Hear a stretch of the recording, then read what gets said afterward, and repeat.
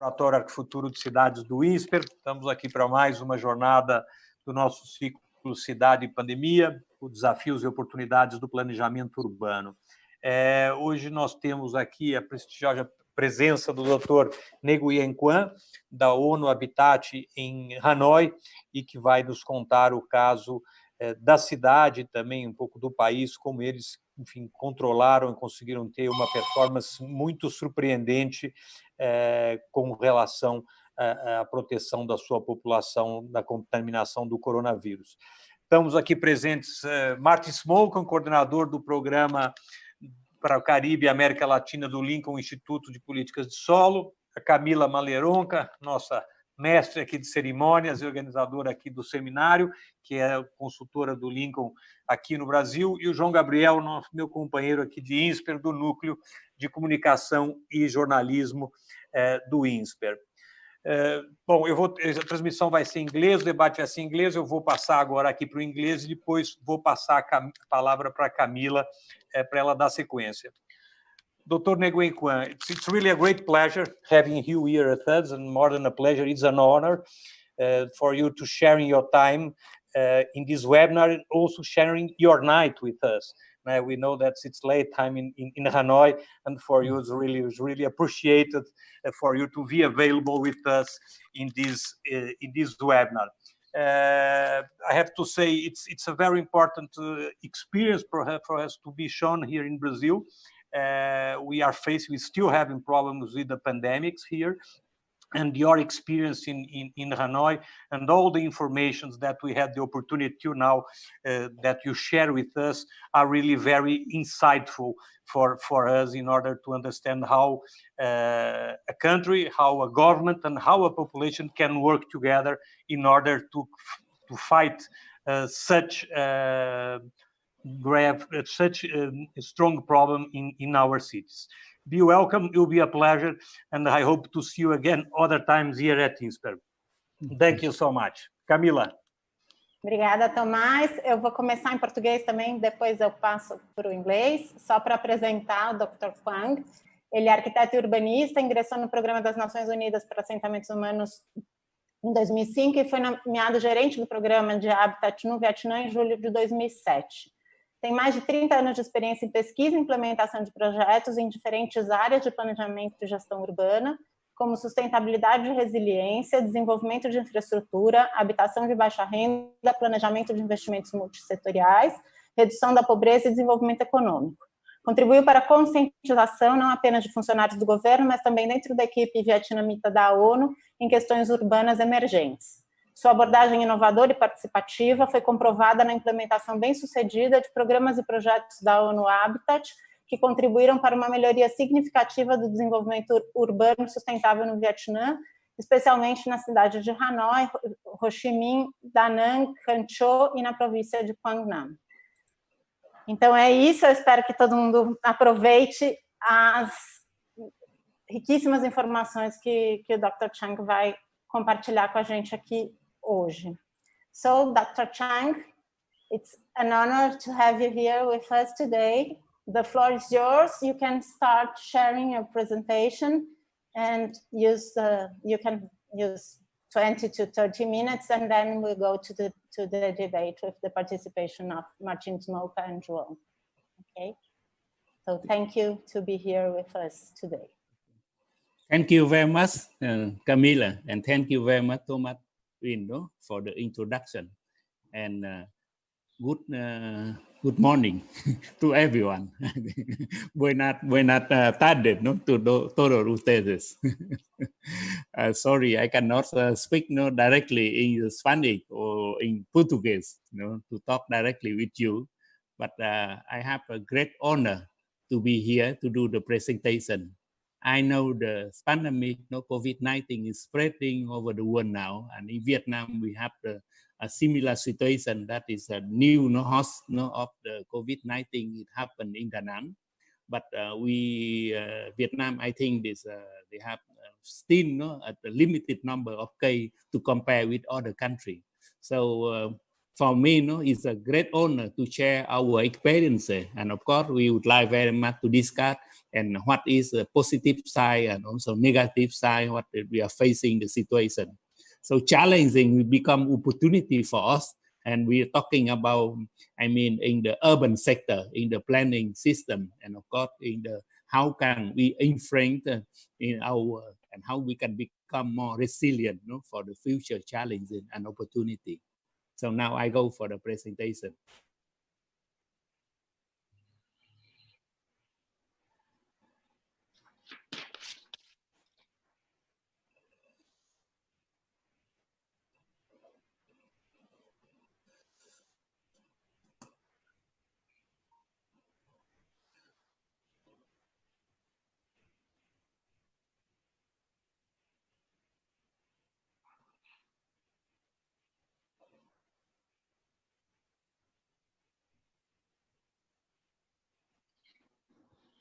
You can try this icon. Yes, that's it. Yes. Yeah, great.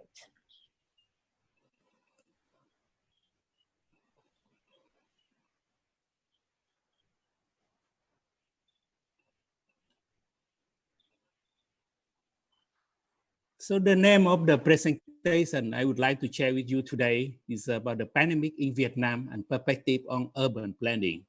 My name is Nguyen Quang. I already introduced this. Currently, I'm working for UN-Habitat in Vietnam. And the presentation, we discuss about 4 different issues. The first, I will share with you about the situation in Vietnam, overall Vietnam and the Hanoi city where I live. Hanoi is the capital of Vietnam. Second, we also make I can do the very quick review of COVID-19 in Vietnam, and later the response from Vietnam, and of course we can discuss about issues related to urban development. So just very quick, review information about the country. Vietnam is a country located in Southeast Asia. It's have about more than 300,000 square kilometer, and a population around 97 million inhabitants. So urban population is just 1/3, is about 35%. That is according to 2019 census. And the country divided in about 63 provinces and cities. In Vietnam, we have a different 4 levels of the government. That is the central government, and of course the commune level. So there are 4 layers of the government. But we don't have like Brazil. Brazil, you have a very independent. Like state, you have the government. They have a certain independent power. But in Vietnam, it unified power from the central government. The local government practically is like branch of the central government. That issue, affecting a lot to the pandemic, fighting, and of course the urban management also. So Vietnam is a developing country. The GDP per capita is about 2.7 thousand US dollar per capita. And of course, that is the GDP, not the PPP. The PPP may be 3 times. As we are developing country, we are facing a similar situation in other developing countries, like problem of lacking infrastructure, housing, and of course, challenging of the slum, of the spreading, and issue access to services and infrastructure. That is a big problem. So the urban sector, normally is about 1/3 of the total population, but urban sector contribute about more than 70% of the national output.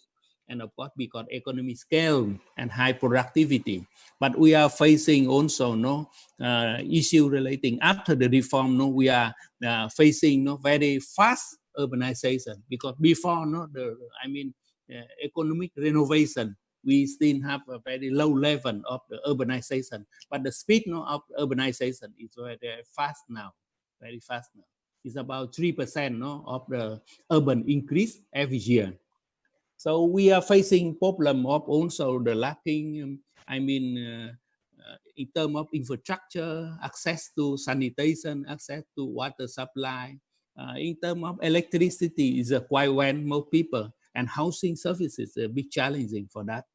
So there are a lot of about 35% no, of the urban population reside in the slum and informal housing. I think that situation is quite similar like in Brazil. I don't know exactly what are the figure, but we don't have too many barrio marginal, no, informal, the level, no, the extremely no poverty like you have in that one. We have what we call the shanty town rather than a slum. Okay. So we are also facing a global challenging in terms of the climate change. And now the pandemic also is, I think that is global challenges. That it deepen the problem with that we are facing in the urban sector. Yeah, in this picture, you can see near closest to the high-rise building, the middle class live there. There are a lot of informal and poor people living in the slum along the canal. And this picture I take it from Ho Chi Minh City. So now talking about Hanoi is the capital. Hanoi, is the own capital. It's a historical capital because it's set up since the 1010, that in 10,010 in history in the feudal time. So we used to be colonized by the French, something similar that Brazil used to be colonized by the Portuguese. So we during the 1833. But we achieved our national independence in 1945. In 1945, so Vietnam became the, capital of the Socialist Republic of the Vietnam. Okay, but Hanoi is a total area is about 900 square kilometer by that time. By 2007, before the unification. Now, after the unification with the adjacent provinces, Hanoi expanding in 2008, and now the population is about more than 8 million. By 2008, we have say 6.5 million people, and urban population is less than 3 million. But now urban population is more than 4 million. That's a very fast, expansion of Hanoi, and the fast growth of the urban population. So the city is a historical city. So they have the different layer. The layer, in terms of the feudal system, and a layer also from the colonial system, and a layer of socialist system, a former socialist system, and now a layer of the free market system. So you see Hanoi is a very rich in that culture, and also reflecting the changing of the, the different phase of development.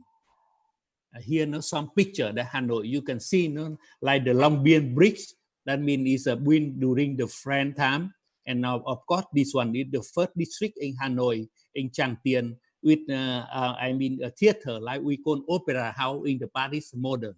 And in this picture, you see, is this creating from the colonial time, is the, the shop house modern. In reflecting that time that people working at home and also selling their product, and here the city.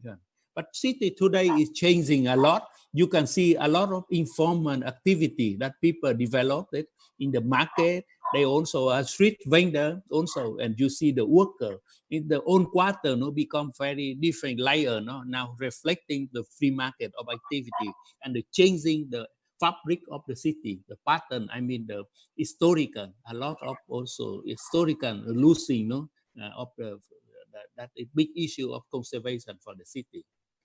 Now talking about some issue of Hanoi, as I mentioned to you, Hanoi population is about 8 million people, but really the core, what we call the urban core, we call the city because it classified the city. But in reality, Hanoi do not meet the quality or the standard of the city, because when we call the urbanized area, need to be at least more than 70% of the population, urban population of the total population. But Hanoi only have 50% of the urban population. So, but we still call it city. And the area of Hanoi, no, is not too big to compare with Brazil. For example, we have about more than 3,358 square kilometers. But Brazil, no, for example, you have nearly 6,000 square kilometers.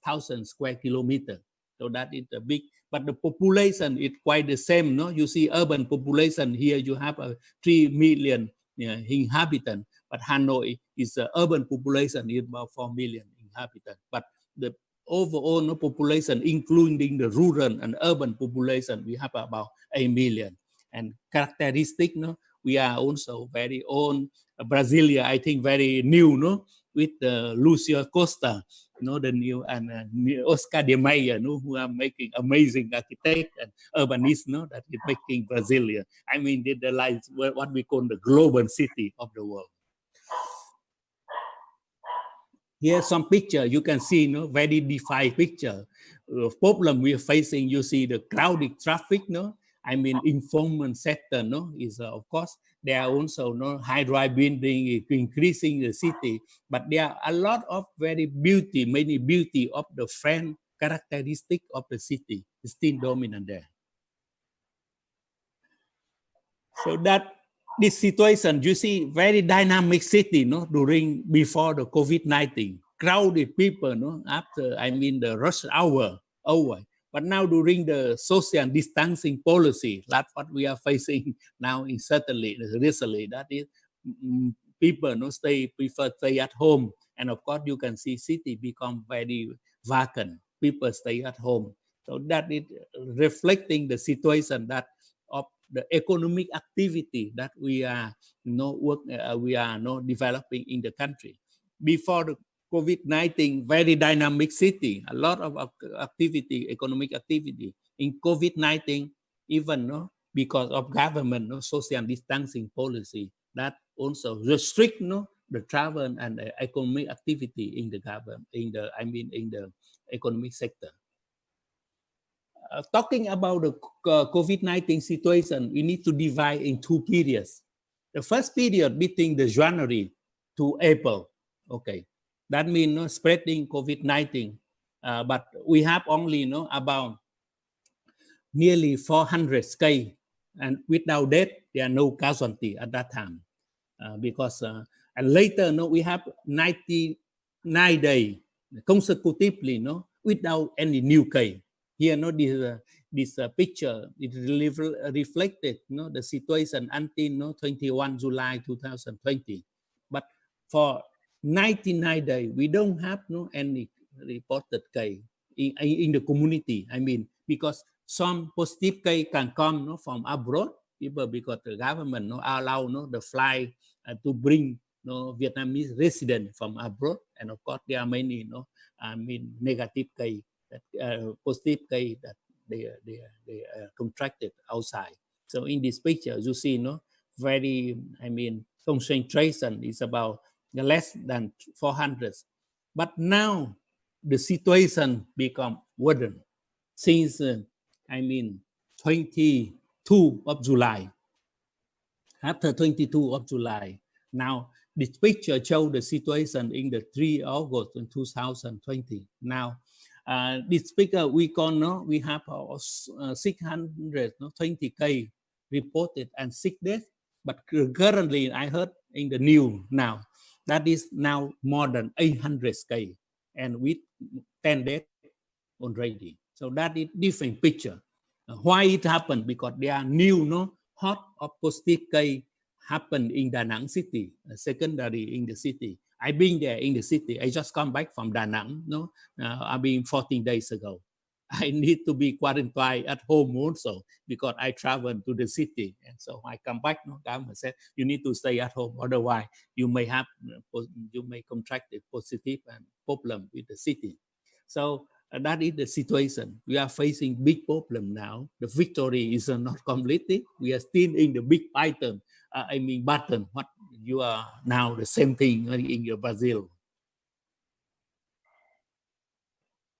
And you can see this picture, before, for example, during last 7 days, we are have less than 100K. But you see in this picture, in Vietnam, it's here. But now, yeah, Vietnam is not the same. Now, no, for example, every day in Da Nang, we may contract, no, average, no, it's about from the 30 to 40K positive K. And of course, we from now, no, to I mean the middle of August, if we can contain the spreading way, we may face big problem. We may become a new, no, hot of the Southeast Asia, no, pandemic situation. So that is a big challenge for Vietnam. There are some, no, I mean the landmark that we should say. We are facing the problem of since January, and the government reacted very quickly. They shut down the school, no, by 30 of January. And of course, the flight from China banned it, no, in 1st of February. But later, no, on the flight, no, from, for example, is from Asian country banned it in the 20th of March. That means, and of course, all the people entering Vietnam need to be mandatory, no, quarantine for 14 days entering Vietnam. So by 22 of March, they suspended all the entry of all foreigners. That means they blocked the country from, from all, no, tourists and services sector come from outsider. And by the 1st of April, no, government applied the social distancing. They were very strict, no, measure in terms of travel. And of course, that is also creating a lot of impact, negative impact in the economic activity in the country. That means people, no, cannot open the shop. People need to be stay at home. We stay at home more than 1 month. So later, when there are no case reported, no, people can come back to the normal life. So very quick summary, no? That means we take action very quickly. Vietnam fought the pandemic early. That means when during the first case in the January 28th, in flight from China, that government take action, as I mentioned to you. I think another important factor that is the leadership and the people participation during the fight with the COVID-19, because what we call it's a hand, no, Vietnam to manage the pandemic. That is also a good experience during the Vietnam War. Vietnam War, no, people, because the government and people, no, united together. It's a combination of united national strength and resources.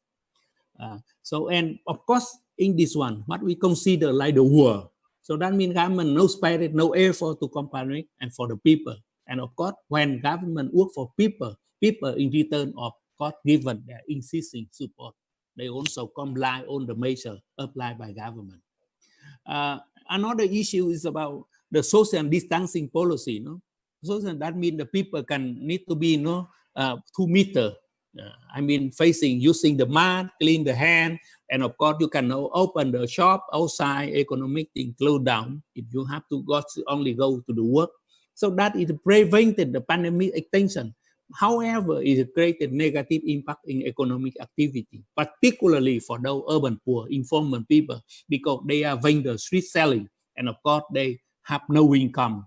And in that case, government have to subsidize, and of course community also give hand to subsidize to bring the food to the poor and vulnerable people during the, social distancing policy. We have also the strategy that very decentralized strategy. That means the prevention and control of epidemic need to be carried out in the port. That means the local forces, the commander should be inside and on inside logistics, etc. So that means people need to be decentralized, that they are located in the power. They need to do like Hanoi, government have to use the forces here. The commander need to become from Hanoi, and the support services from Hanoi also. And government also have the strategy of preventing, detecting, and the treatment, etc. You can see here.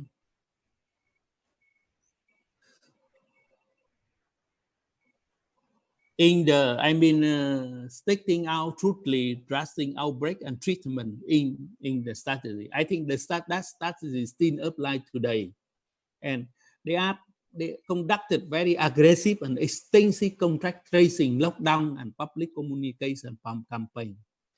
They have launching the public education campaign also, no, that it allow people to get access, no, to all the information, encourages people to also to apply the digital economy, no, to access to the free market, to services. So that means what we call the chipping economy. All the people buy the product, the services, no, through online, and they have cheaper, no, to bring the services at home. So people don't need to go outside, and that also not stop, no, on the economic activity in the city. So digital communication is a hand is it only disseminate accurate information, because they do, no, they communicate, no, through different way, to television, to also the sending the mobile phone message. They also, no, do by online to the website, so people can get also some, no, download, no, some some app that they can control by themselves, and they can report to the government what happened. They're in the, I have to report, no, to government to COVID-19, and they have also one app that if you are very closest to people that is positive, no, it detected, and so you when they if you become positive, you look inside your telephone, your history of the encounters, so try to catch people who are suffering that one. And so Vietnam also, no, during the 99 days without, no, social distancing, we have no positive case in the community. So government lift, no, social isolation and reopen the economy, allow business to come back, because business suffered a lot, no, during the social distancing policy. So government also provide certain subsidy. They have issue a decree. As I mentioned to you, no, the situation in Vietnam, that the government, no, we have different, no, level of government, but the action of responsible from government is very unified in that one, because it's something local government like a branch of the central government. Not, they do not have such kind of independency. But what you have the situation in Brazil. See, you know, some picture you can see people have to do exercise outside, but need to be, you know, not closer to each other. Need to be to, you see, they need to clean hand also. And here the picture you see also how, no, community they are supporting each other. You can come here to pick the services and the food, no, for free. And this one is the area, no, that is in quarantine area. So people contracted, they try to block all the area, and so people cannot enter, and people inside cannot go out. And of course, you can see the treatment on site, that all the people using masks, etc. there during when they travel, and they need to clean the house, and of course they also have to practice, no, many restrictions of the government by reporting, no, all the information about your health daily. Now talking about, what the implication of the COVID-19 in Vietnam? Because it raises a question for everyone, that is what real need, or what kind of basic infrastructure that the city we need it, and how, no, we deal with the situation in the informal settlement in the slum area. Okay, because you see, you know, some area people, they are very vulnerable to the, economic, and of course with the climate change, that they are vulnerable. They live along the canal, they cannot access to, normal job. They have the lower income. But now with the COVID-19, no, they have the double vulnerability that they are facing, because they have losing the job and they have no income.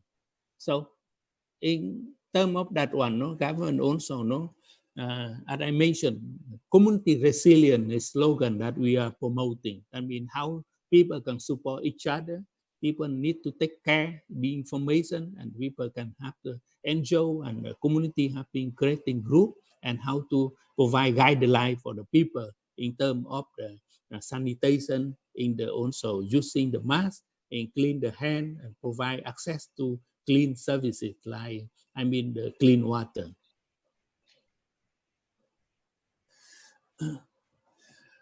Another issue, why I think that is very important for us is in terms of because during the COVID-19 is environmental problem. That is from our perspective, because we are destroying our ecosystem.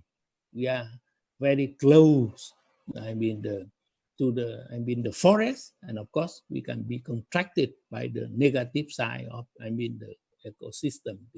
So now, but now in terms of the city, normally we promote the condensed city. That means the compact city, and people have close each other. But in the city, we need the green space. We need also to get how to have space for our public activity. Our the physical exercise, and how people can drink and discuss in public space. So I think green space is very important for maintaining physical health. And we need to protect, expand the green space and make it benefit accessible to all. Nearby, closest to my home, I live in a high-rise building. So during the COVID-19, public space is for us is where we can do the exercise to protect ourselves, because we are closed down in the home, and there are no way to go out. Even government banned it to go out, but at least we can go to the park and we can keep social distancing. That is important for us. So that means we need to, very important, to promote urban green space. That means, and that is also creating a high biodiversity around urban area to ensure the fair distribution and connectivity of the green space. So that means we can go by working inside our city. That one, that is very important. We are facing, the worsening effect of climate change and the pandemic. So we are living also in the fourth generation of the industrialization. So digital, intelligent technology is very important for us to communicate today, because due to the digital technology, we can talk and can have the webinar. And even now I'm here in Vietnam, during COVID-19, I can talk with you, exchange information. So during in the country, government see this one, they're very important. And we develop a smart city strategy. And of course, we need also to prevent how to get the data. So we need to use the app, you need to know technology to detect, and the healthcare system now, and during the treatment of the patient, also the government use the digital technology to predict, also to make the operation and to do the treatment for the city. Sometimes they cannot unify, but they discuss together from the different side of the country, and they share opinion. They provide a consultation for the health system through digital system. Also very important. So technology is very important for us in that, during the time of the climate change and the pandemic. And of course, we also have to think about issues related to the rich and the poor, the social distancing, how to provide health care to people. So getting information also in the digital economy, in the digital situation is very important. Today, we are also using, the technology to detect the case, and that is very important. And of course, we, at ONU-Habitat, we're working also for the vulnerable people, mostly the poor, and we need to also how to use technology also to work in our project. So currently we have one project in how to apply the technology to support, the smart city, how to support to close the gap between the rich and the poor. Tourism sector is a very favored sector of economic activity in Vietnam. So because of tourism also, we also our challenging also, because the case of Da Nang, when a government lifting the block, and so people feel very free, and they think they lose the vigilance, and they go out, and of course go to Da Nang. So that people losing vigilance, so that's why they're contracting with, in the COVID-19. Now, before, we have no death, as I mentioned, but now we have a 10 death, and just only for 13 days. And 10 deaths come from Da Nang city.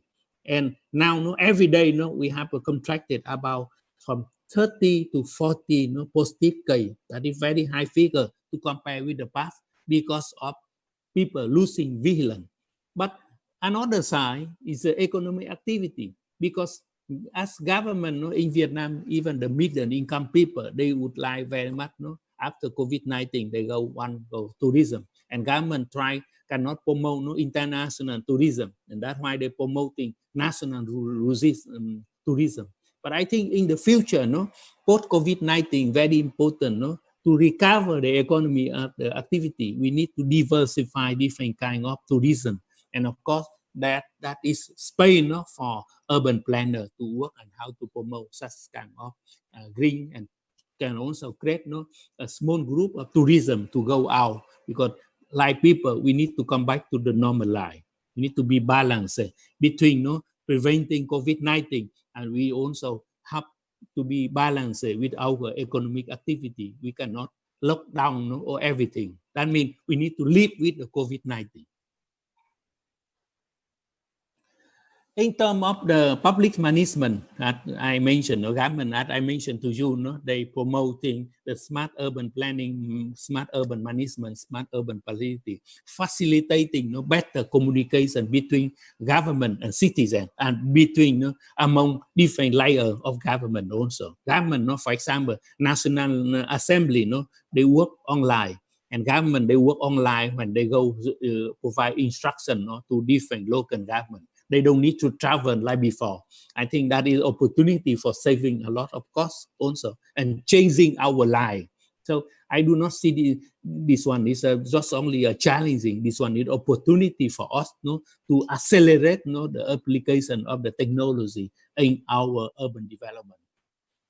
They are not the issue is about inter-governance modern for government function. So it's how to facilitate better coordination, collaboration, different level authority. That is the different characteristic of Vietnam. Vietnam, we have the authoritarian system. So central government local government is like the brain of central government. They cannot differ in their opinion. They have to go strictly like united government. So in this case, you see independency. It's very important. You have certain autonomy. For local government to react, because they are closer to the people. But you need to be consistent also, because otherwise that is a different opinion, that it is a very big problem during the war. In the war, you need discipline. People need discipline to follow the direction of the government. And government need to be disciplined in terms of giving instruction and coordinating within themselves. So the content of safe development is also allowed with a patient emphasis in the human health protection. So that means we have to do consistently with different layers, with different sector, not just only in the economic sector. That is, the united resources and united effort for everyone stakeholder in the fighting of the big. That is big relation. So I think the concept of governance is, instead of government, need to be applied. How to enable people to work together, not just only by the order.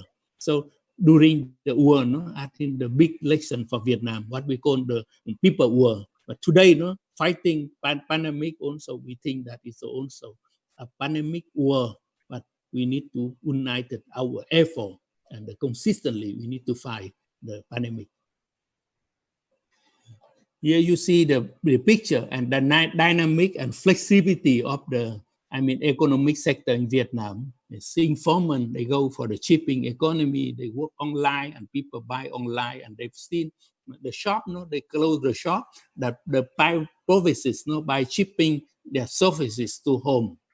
So at least even the economic activity lowering, but at least they still have income for daily life. Okay, so I would like to resume my presentation. I think this one have a lot of reflection of how we are dealing, how we, for one side, we need to control the pandemic. We need to live, but we need to live with the pandemic also. How we can balance it with the, preventing the pandemic and of course, maintaining our economic activity. That is very important, depending in the situation we are facing individually. The second issue is about consistency, how to unite the resources, united effort to work to fight the pandemic. And the third point is about technology oriented, how we change, accelerate our application in technology in our life, because it's become, and of course they are changing a lot of our behavior, our thinking about our life system, how we connected with ecosystem. I think that issue also bring big question mark for the debate with you, and I hope also to receive also your very interesting experiences from Latin America. I have been for 10 years in Cuba and of course visiting many countries in Latin America. I love Latin America, the culture, rich culture, very dynamic. But I think also we should learn from you in how also to keep, how to enjoy our life, also not just only discipline, like Asian people, but we need to enjoy our life, to be dynamic and to be also always with optimistic attitude in the challenging. Thank you very much for your attention. Thank you, Dr. Quang. Will you please stop sharing your screen? Okay. Okay. So thank you so much for such a comprehensive presentation. It was a great opportunity for us to get to know the reality, your reality, which is so different and at the same time have so many similarities to our cities. So to not waste time, I'll pass to Martin, who will comment on your presentation and to start the debate. Martin? Thank you so much, Nguyen, for such a wonderful presentation. I learned a lot from what you exposed, and of course I have a lot of questions and issues that I would like to comment. The first thing, I only wish we would have done this webinar with you 3 weeks ago, because I think that the conversation would have been a little bit different, in the sense of and the main question is whether Vietnam at the end of the day is going to go through the same nightmares at other places. It's just a different of timing, or is that something unique, different that has to be imputed either to the measures that have been taken in Vietnam that is unique to some extent, or there's something else that is different in Vietnam that allowed for Vietnam to be an outlier for such a long time.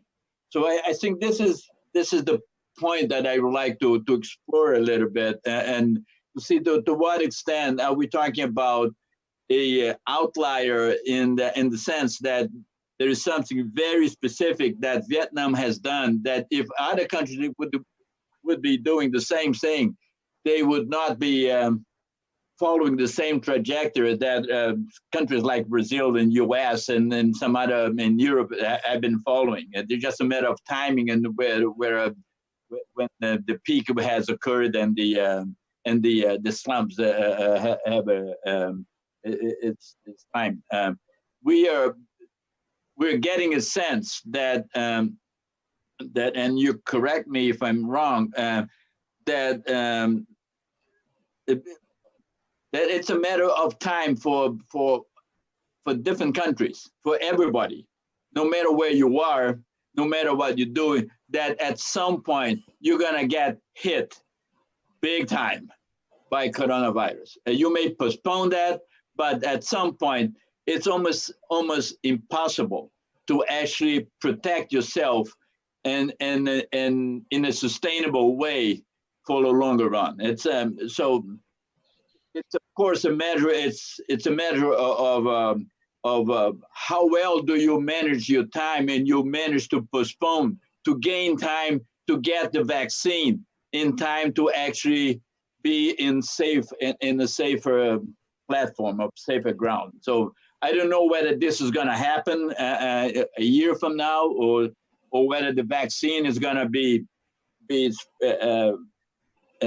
effective, and it will be effective for everybody and this is still a big interrogation. We don't know how far that vaccine will go and how effective it would be.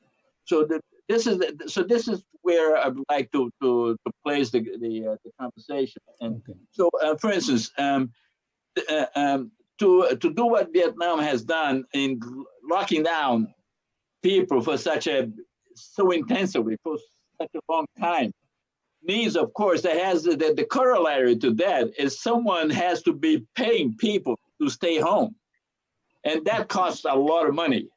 So in the U.S. we're talking about trillions. In Brazil we're talking about billions and billions, and I don't know how the Vietnam is dealing with that, because locking down people means economic opportunity being blocked also, and people having to be paid to stay home.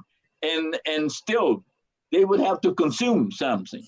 They still have to have access. And I know for a long time, how long can you actually provide for people who stay home? So I don't know how did this work in Vietnam, and what is the cost that the country will be bearing for the lockdown. I mean, this is someone at some point. This would come back in public debt of some kind, right? This is money that has been issued by governments and have been spread out. The advantage of Vietnam, I would suspect, that it's the relatively low urbanization rate, and in the rural areas, people are to some extent they're easily protected from that, because there is not so much interaction as in urban areas. So this is the first one that I would like to ask you about, and how sustainable that thing is. And the second, of course, is how well equipped is the country. For instance, if tomorrow that the contamination really hits higher level, whether hospitals are prepared to deal with that. Do you have respirators enough there? Do you have enough capacity? I know that a legacy from the socialist times is typically education and health tend to be better, have a higher share of the economy than in the typical developing countries. And I would assume that the population in Vietnam also, one of the reasons why people were more disciplined, easily to be disciplined, is because it tends to be higher educated than the average underdeveloped country with the same type of per capita income. If Cuba is a reference to that, I know that in Cuba, over 65% of the population have at least high school. That no other country in Latin America, except perhaps for Chile, has something close to that. The rest of the Latin American people, the level of education is much lower. The workforce is much less educated. So that, of course, helps when you have to call in for some kind of social discipline. People understand what they need to do in order to have some kind of social responsibility with your neighbors and things like that. So. You tell me whether this played any role in the performance of Vietnam or not, or this was really done by pure authoritarianism and the capacity that you have to tell people what to do and have them doing it. And I don't know. So this is one. The second thing that I wanted to ask you is what happened with the sweatshops typically? Because I know that Vietnam has a lot of factories like for shoes and clothing, but particularly shoes. Right, it's a big international exporter, and that is it's a very crowded type of environment for people to work together. So I don't know how are you doing with to protect that, and how sustainable these lockdowns would be in the under these circumstances. The other question, sorry if I'm asking you, this is also a lot of curiosity from what you from the instigated by your magnificent presentation. Have there been return migration also? People going back to the countryside to protect themselves? Is this something that is on the plate for people, or just a curiosity? I know that a lot of people have moved to cities from the countryside, but is there a return migration as a consequence of how life is how hard it is to survive in cities nowadays? I don't know. You tell me, please. And finally, I think that the main question we perhaps the main interest we may have in this counterpoint between Vietnam and Latin America or Brazil in special is this notion of the trade-off between social economic cost of promoting harsh measures of like lockdowns and extreme lockdowns, and vis-a-vis the social responsibility of people with health and with their health and with their neighbors and things like that. There is how much do we care about life? How much do we care about how do we survive, the quality? You made a big point on access to clean space. This is, of course, we're talking about here quality of life. We're talking about what you need to have a decent and good life, independently of how much money you're making. This is basically so. This is this trade-off between quality of life to some extent and the social economy, perhaps more the economic cost of actually promoting this trade-off is the main issue that perhaps that we may have to look at to understand whether there is a lesson from Vietnam that should be applicable to our context, or you're just cooking with water the same way as we are. Thank you, Martin. Just before we get back to Dr. Quang, João, would you like to add something? Or? Yes, I have a question. I have a very big curiosity about Vietnam and all these process about communication. I was in Vietnam 3 years ago. I was very impressed with Hanoi, with the city of Hanoi, because Hanoi is very beautiful and pleasant city with a lake in the middle of the city. It's an incredible city. And there is another thing that I was very impressed.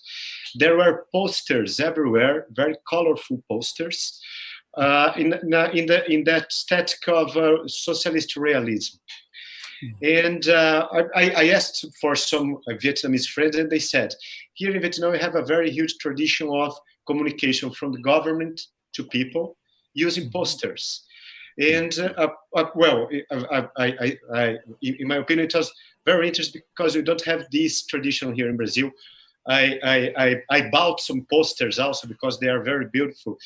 But you talked about communication now. My question is, this week I interviewed a Brazilian epidemiologist who lives in New York, Silvia Martins, about coronavirus and Latin America. And she said, in my opinion, in my research, the key thing about to be successful in fighting coronavirus is one of the key things is communication. The countries that made the best thing were the countries that had a good communication between the government and their citizens. And my question,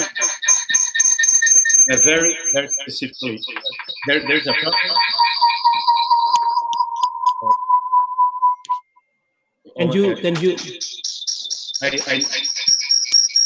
hear? Yeah. Okay. My question is, what are what do you make in Vietnam to make a good communication between the government and the population? You use posters, but not just these. They use social media. You use broadcast television, and how you use this to make a good communication about the coronavirus.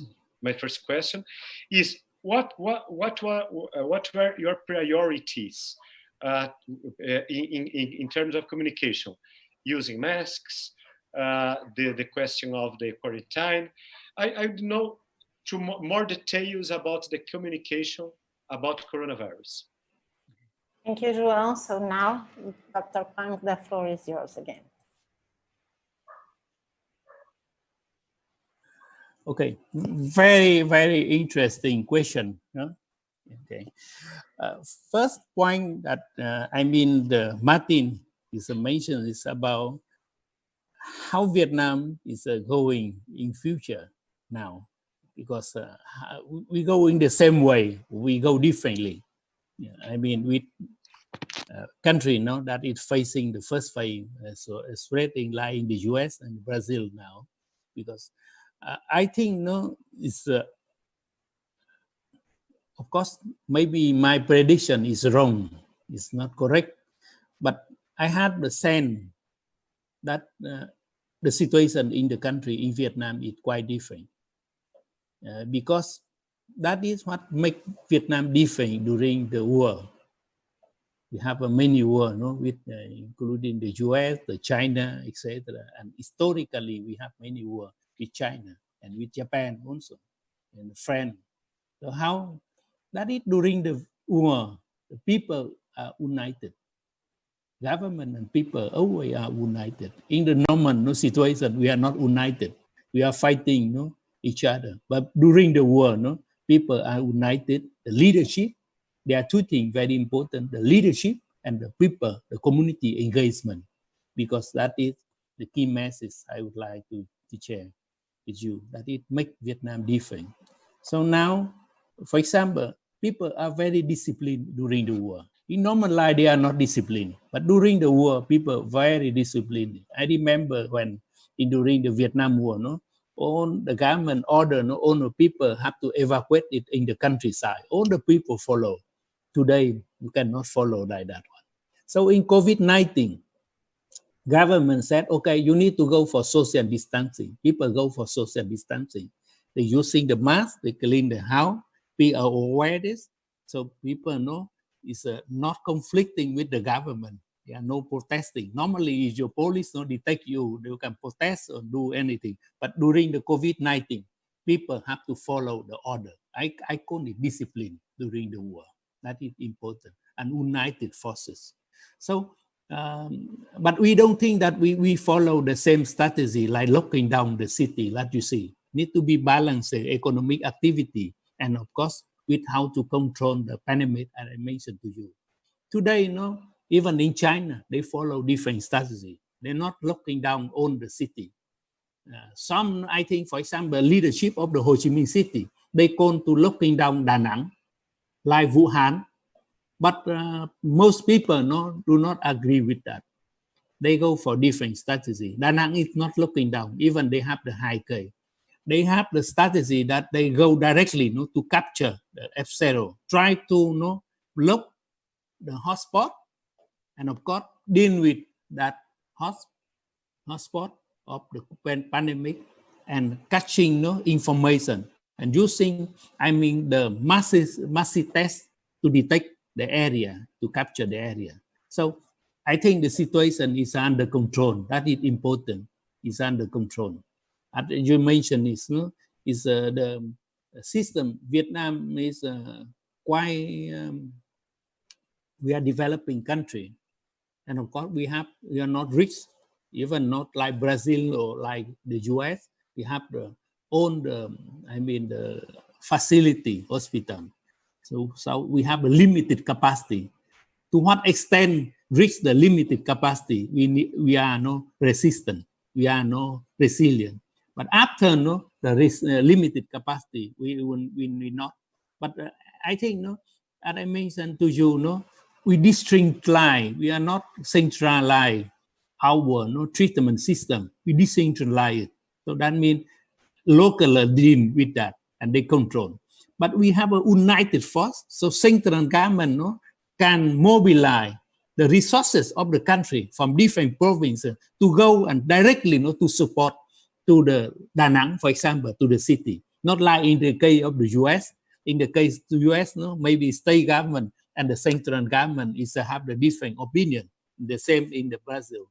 But in the Vietnam, some city facing the problem, the central city, the central government recently own the resources necessary, medical, doctor. So they go and they try to support directly to the community. So that is united system.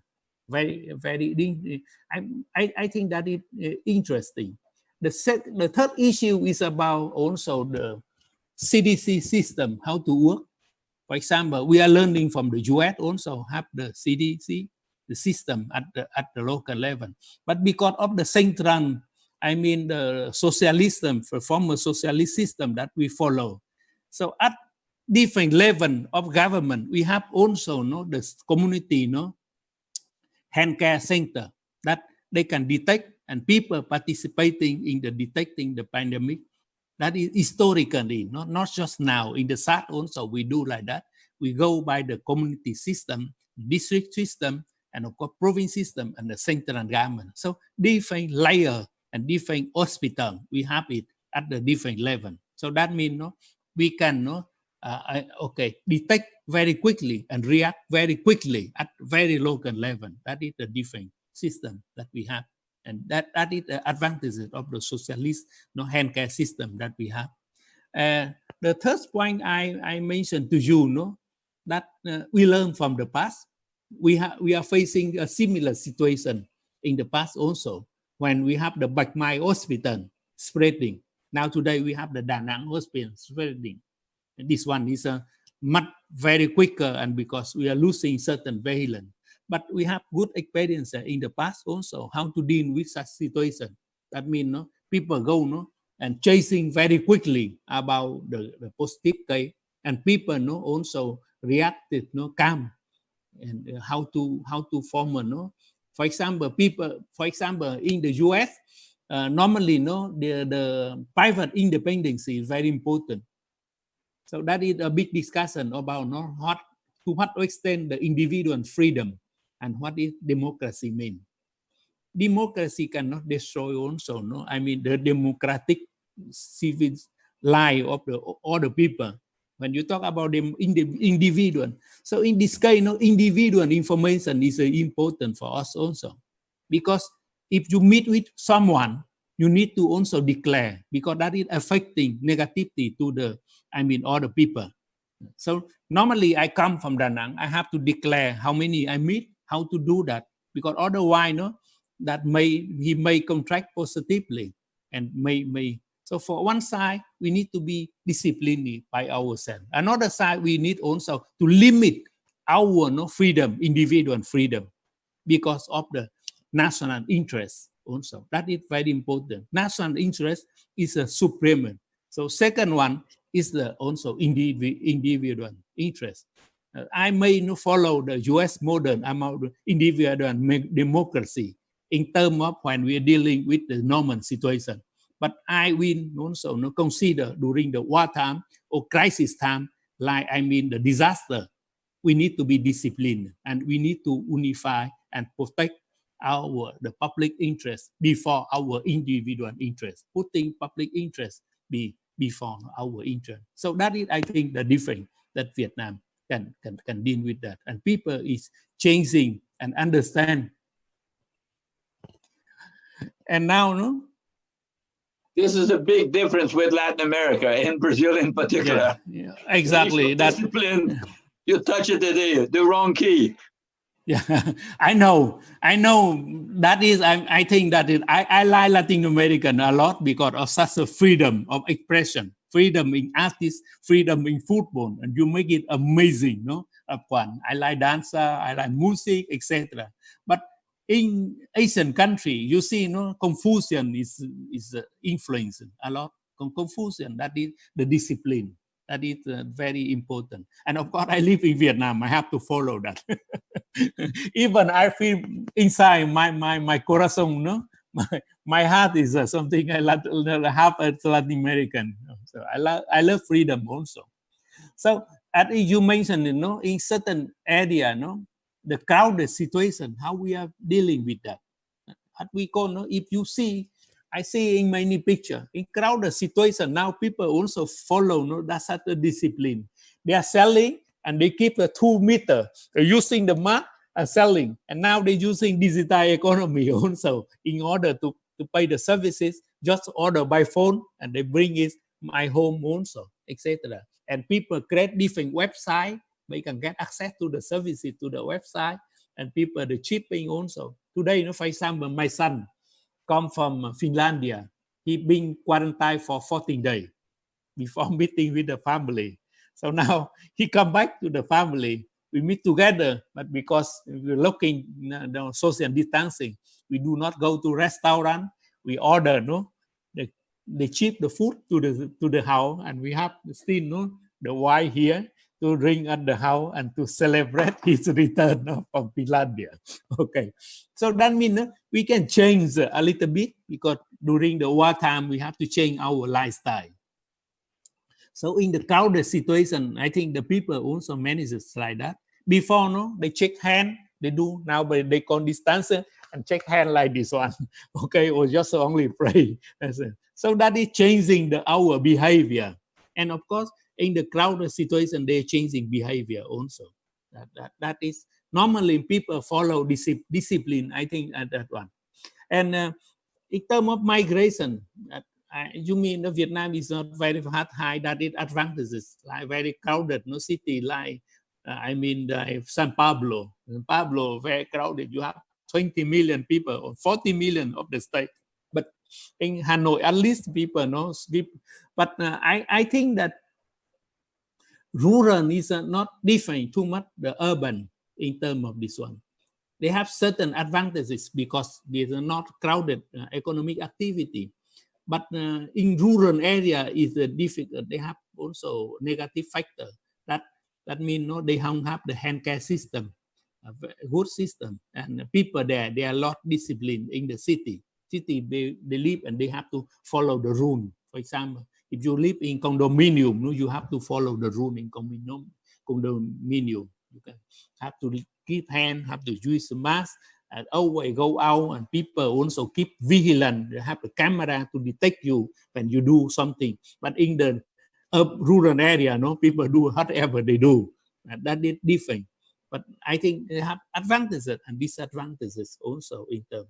But normally, I think the key message, it should be the discipline that we need to follow and unify. So I fully agree with you that it's a trade-off between economic activity and, of course, the prevention of the COVID-19.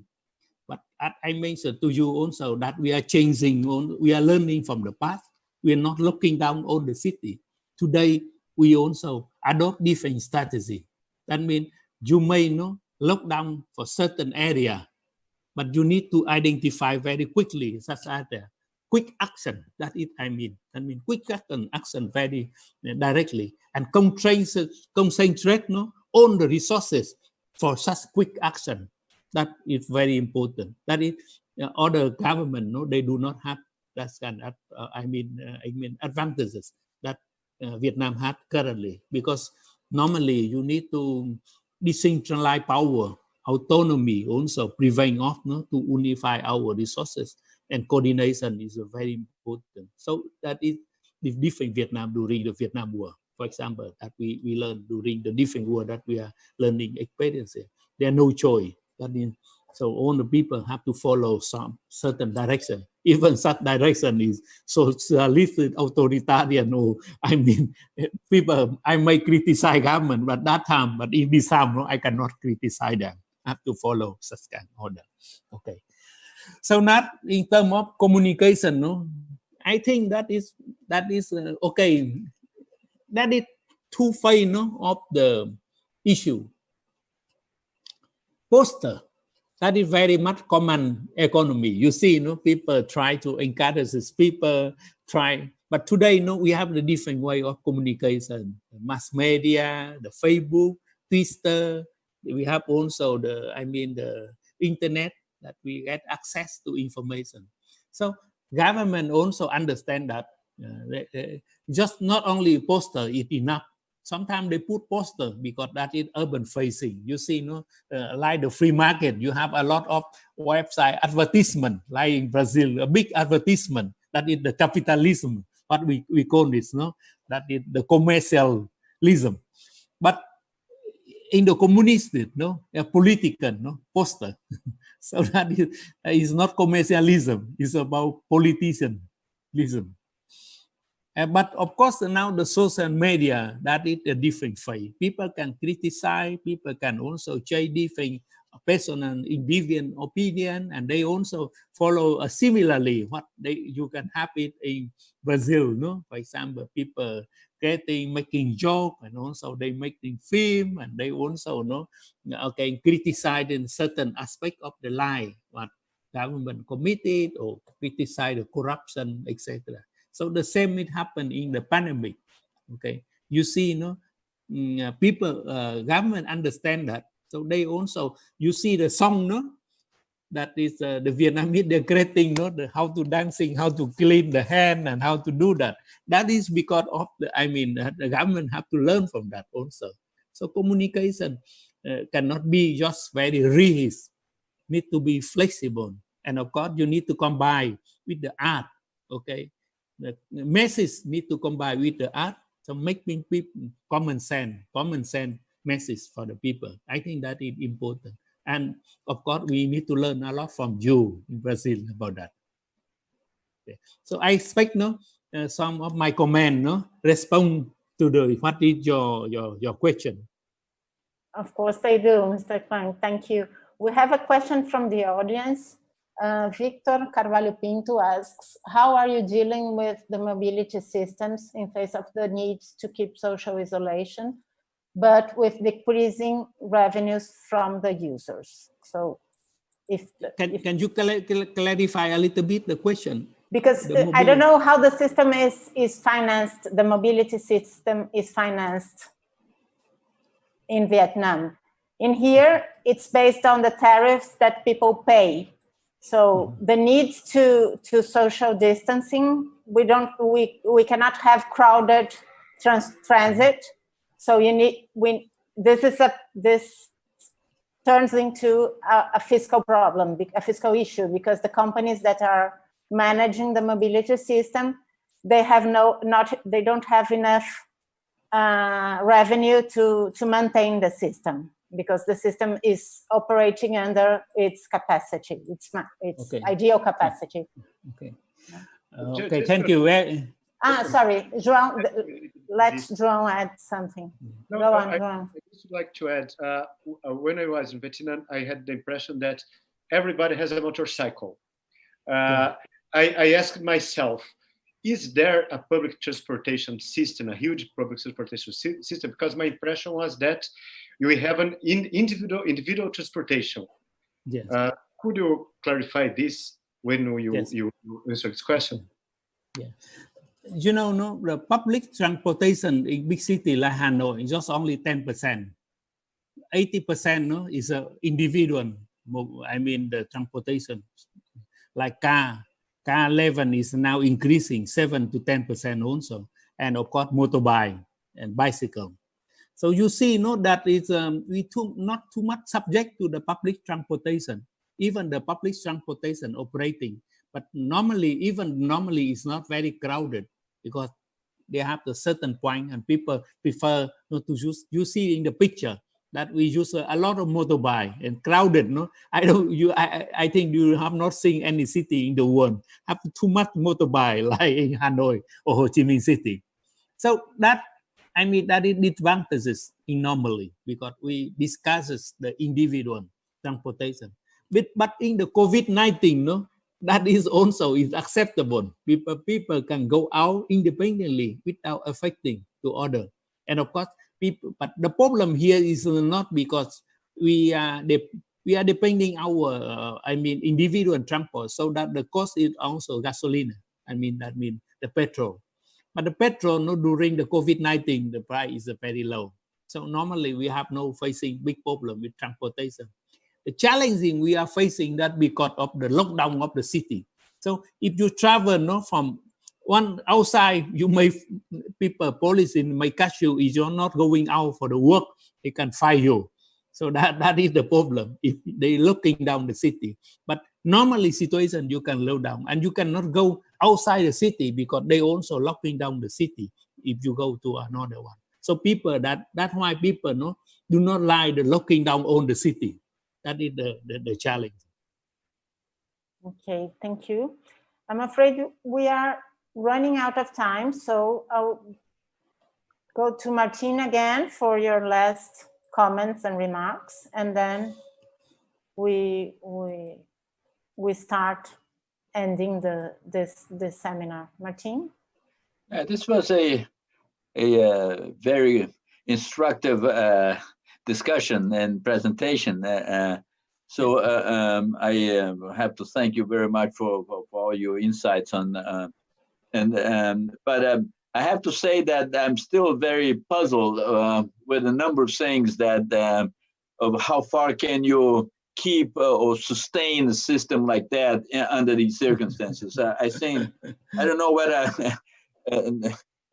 It's better that the vaccine comes pretty quick. Otherwise, I would suspect that Vietnam may have to face serious issues if it doesn't happen soon enough. That's my feeling. And I don't have any information about, for instance, unemployment and things like that. But for instance, you mentioned the people working at home, also this kind of thing. But the problem with that is that the people who will be the typical people that works at home are the people who sustain the informal services in the inner cities. So when people go home, you could have some of that these services being absorbed in the delivery system, the people delivering food and things like that. But it's only a small share of the people who will be out of access to income that they would access in the streets of the typical. And this is something that we expect in most cities in Latin America or in developing countries, but also to some extent even in the in countries like the U.S. also, right? So that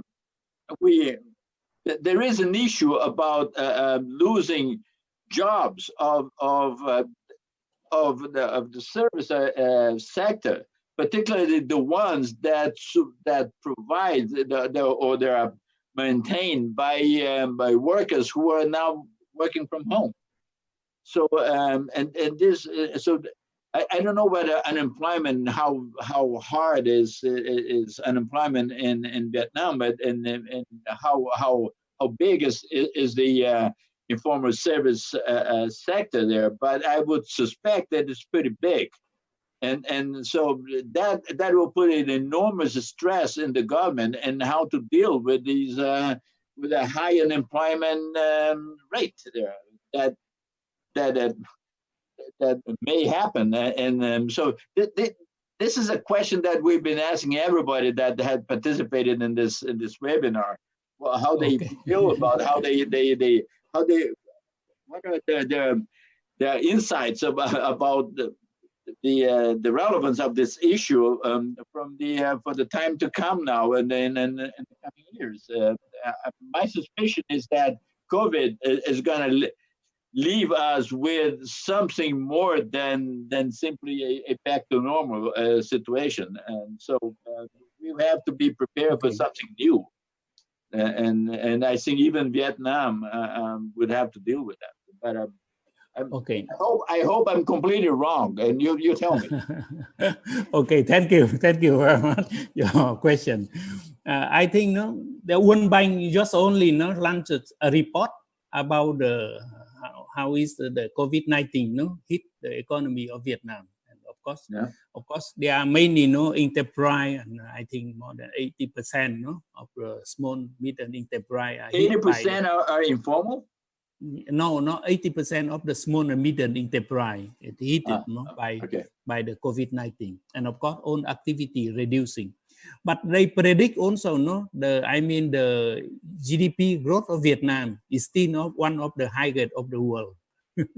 Yes, because that is we have the 2 to 3%.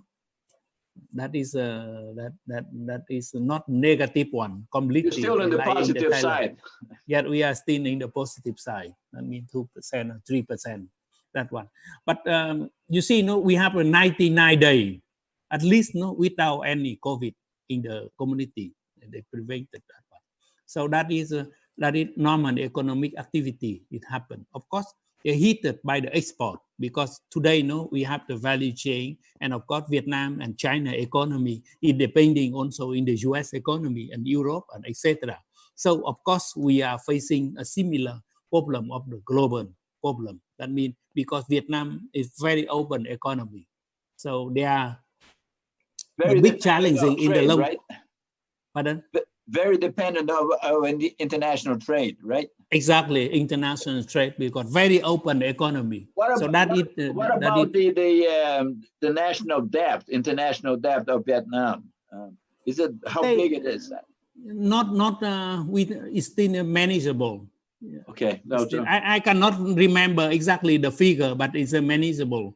It's about less than 150% of the GDP.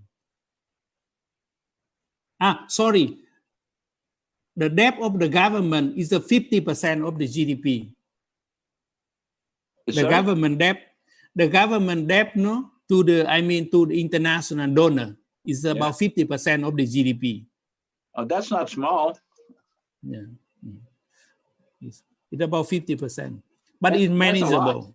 That's a lot. Yes, no, that is depending in your level of the competitiveness of the economy. In the for example, we can have some country at the 200% of the GDP, but we still keep. This is domestic debt. One thing is a domestic debt, the other thing is the international debt.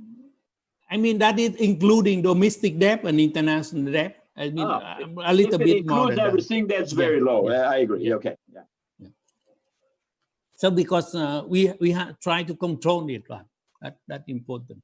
Okay. But I mentioned to you, I think that because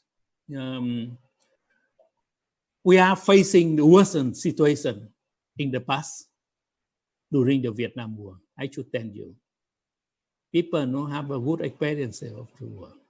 We have nothing, and still we are resistant. We are resilient. Yeah, that's a resilient. I remember the B-54, B-52, bombing in Hanoi during the past. So in that time, we still live with hope and with smile. And so in spite of everything, we are still in paradise now compared with those days. Exactly, it's a paradise compared with those days. So people, I think young generation also understand and learn good experiences from their ancestors. How to be, because that is one of the challenging that life we are living. We used to be poorer, much poorer. You not less than $100 per day. Per capita at that time, and 60% of poverty level. Okay, but today, we become that one. So I still have a big hope, and of course, we cannot predict the future, but we have to also plan, of course, and have a good hope for the future and trust.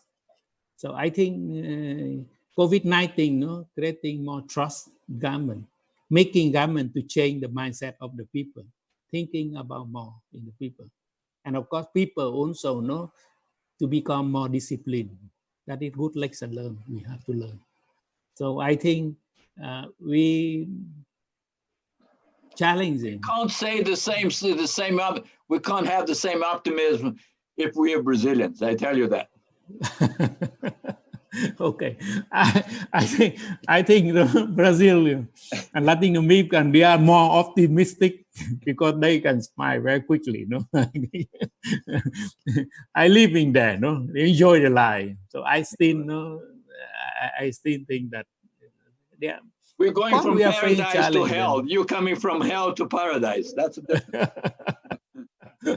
so we go on. That's I live very crowded crowded house. No? Today I have one apartment. So before, no, even where we live, no, about 5 people, only one room of the 9 square meter. But today, no, 2 people we live with 100 square meter apartment. So, but we can, but we still okay. We said okay, maybe someday we need to face the difficulty, but we need to prepare for that. But that is the challenging thing of life. So Buddhism also tells you that everything is temporary. Okay, everything is temporary, and we need to keep our calm in the situation. So that is what I learned from my ancestors. This is Confucius. Okay. Thank you so much, Dr. Quang. João, would you like to do a final last question? Quick. No, just to say that, well, first of all, thank you very much for your marvelous presentation. And in your presentation, there is a map, a world map, when you see clearly some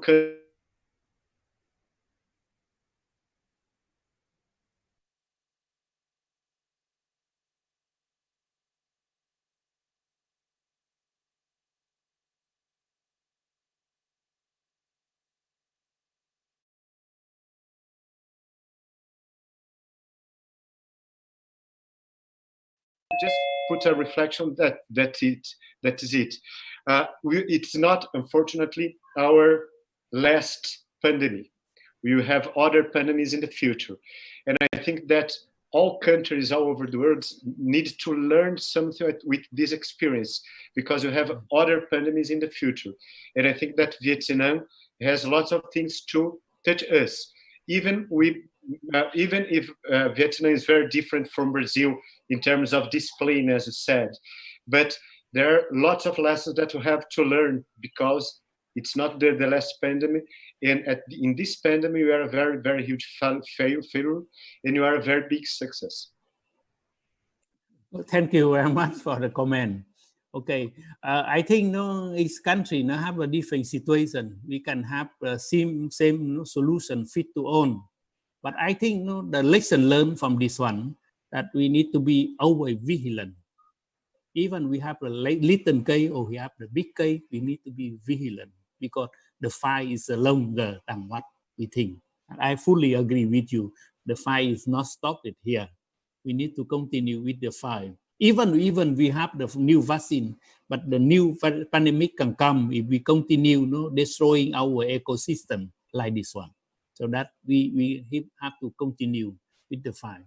The second lesson we learned that I think we need to unify is most important than ever. We need to be unified together. We stay together to fight. It's a global world, so we need to unify all the people, and we need to learn from each country. And of course, we need to support different. I think the US and Vietnam also have US also supporting Vietnam a lot, how to set up and develop the CDC system, and of course, exchanging. We also received support from Cuba, different field, in terms of the experience, in terms of the medicine, etc. So in the same, we are subjecting, depending each other because of the global economy. So the best way is to do is is how to unify our forces, share our information, share our own experiences to do.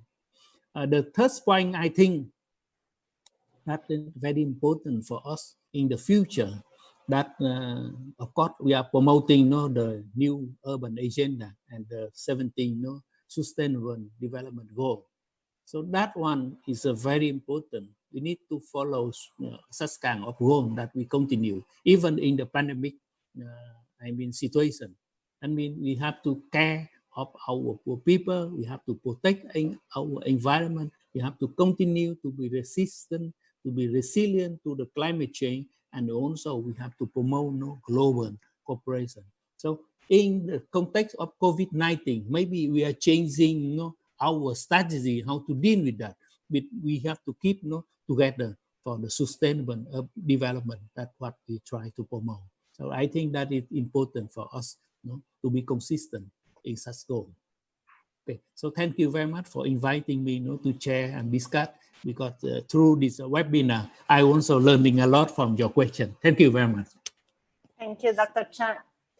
Quang. It was a great pleasure to have you here today. It was such a generosity that we see in your presentation, sharing your time. We know that it's late for you now. So thank you so much. Yeah, thank you. It's time to go to bed. So bye-bye. I go directly to bed. Yeah. Thank you. And I expect to see you in other occasions. Yes. Yeah, we too. We do all in a different context, hopefully. And now I will change to Portuguese just to announce the next webinar. So, okay. And also convey my greeting, warm regards to one, to all the participants here in the website. I expect to visit Brazil also someday. I love your country. I love a lot. Yeah, you will be very welcome here. Yeah, okay. If you come to São Paulo. Okay. You can. Oh, bye-bye. Bye. Bye-bye. So, Martin, thank you very much for inviting me. Thank you, João. Keep in contact. Thank you, my leader. Okay, keep in contact. Okay, bye. Gente, nosso próximo webinar e o último da série, infelizmente, que a gente já está acostumado, vai ser no dia 17 de agosto com o Dr. Armando Carbonell, que é vice-presidente do Instituto Lincoln, e ele vai compartilhar a experiência anglo-saxã. Então, é Estados Unidos e Reino Unido, que sempre foram, enfim, referentes importantes, né, para o Brasil, e a gente vai ter a chance de falar com ele e ouvir um pouco qual é a perspectiva dessas cidades nesse contexto de pós-pandemia. Então, espero contar... Será também em inglês? Vai ser em inglês como essa. Espero poder contar com a participação de vocês. Muito obrigada pela presença e até a próxima. Tchau. Até a próxima.